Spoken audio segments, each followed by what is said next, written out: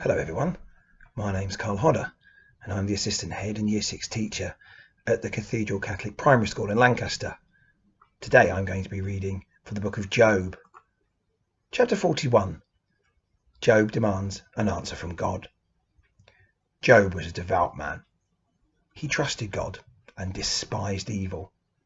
Job was a wealthy man. He had 7 sons, 3 daughters and many sheep, as well as camels, oxen, and she-asses. For Job, it was not hard to be faithful to God, who had given him all these things. But God put Job to the test. Bands of robbers fell upon his herds. They killed the shepherds and stole the beasts. Yet Job was not disconcerted. He trusted God. Soon a second disaster befell him. As his sons and daughters were sitting together at the table, a whirlwind came and destroyed the house. Job's sons and daughters were killed by the falling rubble. When Job heard of the tragedy, he said, "I was naked when I came into the world. I shall be naked when I die. The Lord gives and he takes. I praise him." But still worse sufferings befell Job. He became a leper. His whole body was covered with sores. The rich man, Job, sat upon a heap of ashes. He scratched himself with a piece of broken pottery. Job's wife came to her husband and said, "See what your faith in God has done for you. Curse God and die." But Job replied, "You are talking like someone who does not know God.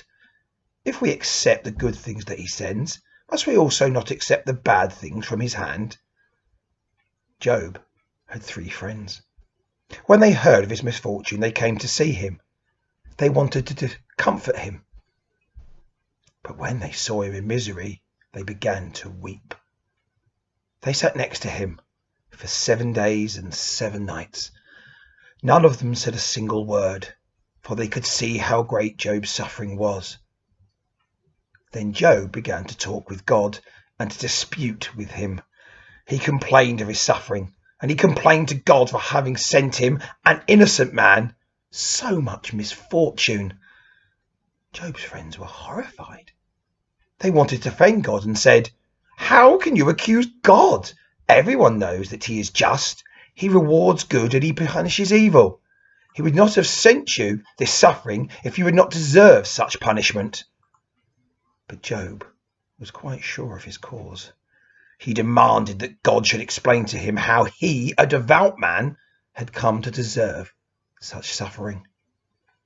His friends held long speeches to convince Job that he must be wrong, because God could not be unjust. But Job would not give up. He wanted to understand why God was rewarding faithfulness with evil. Then God spoke to Job out of the whirlwind. He asked, "Who are you to call me to account? Why do you speak of things which you cannot understand? Where were you when I laid the foundations of the earth? Did you divide the land from the sea? Did you give the day and night their appointed times? Do you let the stars rise in the sky? Do you provide food for the animals of the earth?"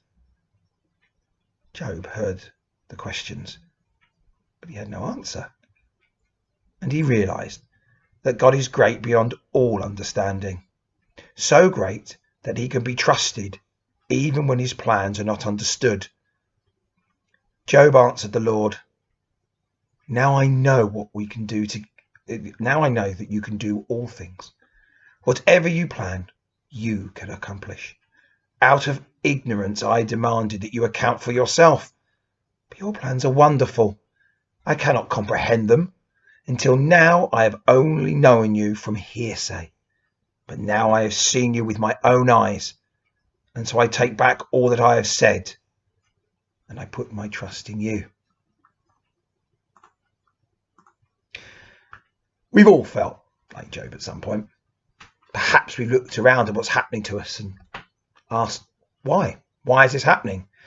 Perhaps we've been so angry and confused and scared, just like Job, we've become angry at God and demanded answers. Look around, read the news, Suffering is everywhere. Why, God? I think that we're all like Job sometimes. To be human is to question what we see and experience. But belief doesn't equal understanding. God didn't ignore Job, but he told him he had his reasons. He wasn't going to explain them, and that Job couldn't understand, but he did answer. God explains to Job that to us mere mortals, sometimes there are no words, no rationalizations that can make sense of the unhappiness we endure. God doesn't have easy answers. Job is all of us. He represents all humans, and God's response serves as a message that we cannot begin to understand the mystery of life and death. We're simply not permitted to understand the way God works. After hearing the Lord, Job realizes God is great beyond all understanding, and he completely trusts the Lord without understanding. He believes.